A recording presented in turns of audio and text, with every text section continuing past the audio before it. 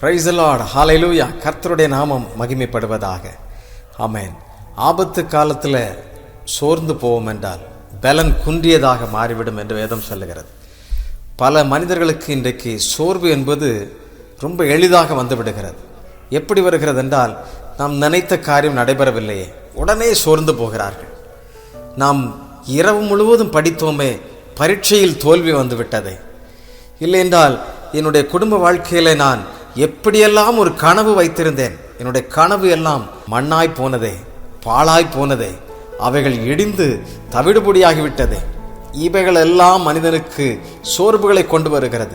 இதை காட்டிலும் இன்றைக்கு இளைஞர்கள் அதிகமாக சோர்ந்து போகிறார்கள். எப்படியெல்லாம் சோர்ந்து போகிறார்கள் என்றால், அவர்கள் நினைத்த நண்பர்கள் நண்பிகள் அவர்கள் எதிர்பார்த்த நேரத்தில் அவர்களுக்கு உதவி செய்யாமல் போக சோர்ந்து போகிறார்கள்.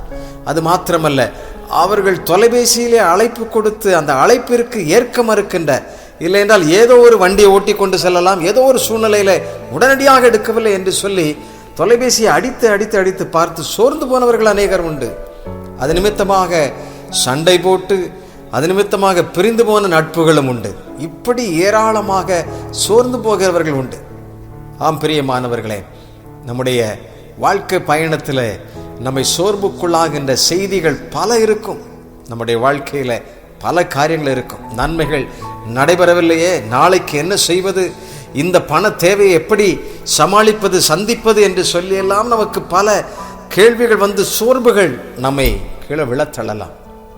ஆனால் வேதம் நமக்கு என்ன சொல்லுகிறது என்பதை நாம் ஆழமாக படிக்க வேண்டும். பிரியமானவர்களே, வேதத்திலே நாம் எப்படி சொல்லப்பட்டிருக்கிறது நாம் வாசிப்போம். ஏசாயா தீர்க்கதரிசியினுடைய புஸ்தகம் 40ஆம் அதிகாரம் 31ஆம் வசனம். கர்த்தருக்கு காத்திருக்கிறவர்களோ புது பலன் அடைந்து கழுகுகளைப் போல செட்டைகளை அடித்து எழும்புவார்கள். அவர்கள் ஓடினாலும் இளைப்படையார்கள், நடந்தாலும் சோர்ந்து போகார்கள். அல்லேலூயா. ஆம் பிரியமானவர்களே, அவர்கள் ஓடினாலும் இளைப்படைந்து போவதில்லை, நடந்தாலும் சோர்ந்து போவதில்லை. அவர்கள் கழுகுகளைப் போல. எப்போ அவர்கள் சோர்ந்து போவதில்லை, எப்பொழுது அவர்கள் இளைப்படைவதில்லை? கர்த்தருக்கு காத்திருக்கும் பொழுது, தேவனுக்கு நாம் காத்திருக்கும் பொழுது நமக்கு வெற்றி உண்டு. அல்லேலூயா.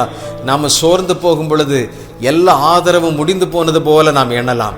ஒருவேளை பல நேரங்களில் நம்முடைய உறவுகள் எல்லாம் நம்ம விட்டு தூரமாய் போய்விட்டார்கள் என்று சொல்லி எண்ணலாம்.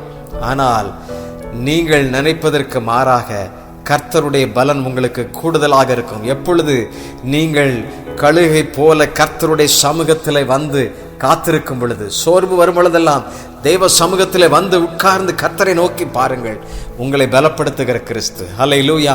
நீங்கள் நடந்து வந்த பாதைகள், கடந்து வந்த பாதைகள், இந்த வாழ்க்கையில் இத்தனை ஆண்டுகள் வந்திருக்கிறீர்களே, எத்தனையோ சோர்வுகள் வந்திருக்கிறது.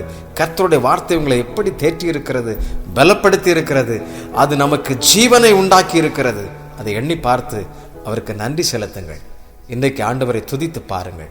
உங்களுடைய வாழ்க்கையில் ஒரு புது பலனை நீங்கள் பெற்றுக்கொள்வீர்கள். அல்லேலூயா. எதிர்பார்ப்புடன் நம்பிக்கையோடு கர்த்தரை நோக்கி பார்ப்போம். அவருடைய பலன் நமக்கு உண்டு. நம்முடைய பலன் குறைந்து போகலாம், நம்முடைய சுற்றுவட்ட நட்புகளின் பலன் குறைந்து போகலாம், நாம் நினைத்திருந்த காரியம் கூட தவிடுபொடியாகலாம்.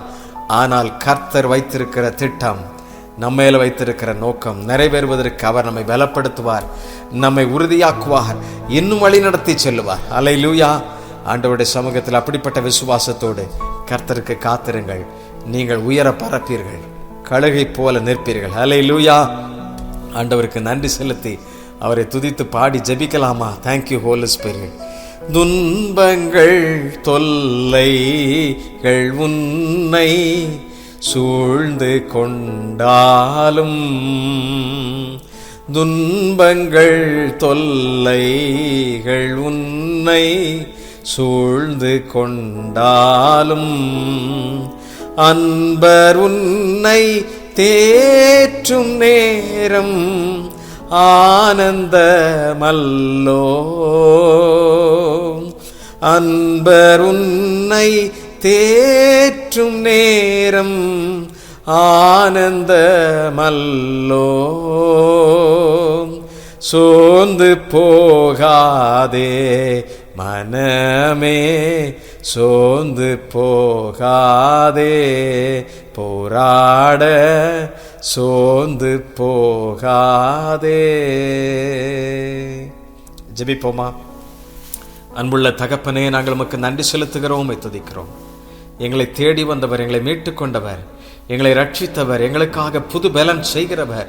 ஆண்டவரே, ஒவ்வொரு நாளும் உடைய கரம் எங்களை தாங்குகிறதற்காக ஸ்தோத்திரம். ஆண்டவரே, பிசாசானவன் தந்திரமாக வலை விரித்து சோர்வுகளை கொண்டு வந்து பல்வேறு பிரச்சனைகளை ஆண்டவரே மனதிற்குள்ளாக விதைத்து, ஆமேன், உம்மை விட்டு பிரிக்க நினைக்கிற சத்துருக்களை ஆண்டவரே நீர் எல்லாவற்றையும் தவிடுபொடியாக்குவீராக, அவைகளை அகற்றி போடுவீராக. ஆண்டவரே, பலன் இழந்து கவலையோடு உட்கார்ந்திருக்கிற பிள்ளைகள் ஒவ்வொருவரையும் பலப்படுத்துவீராக.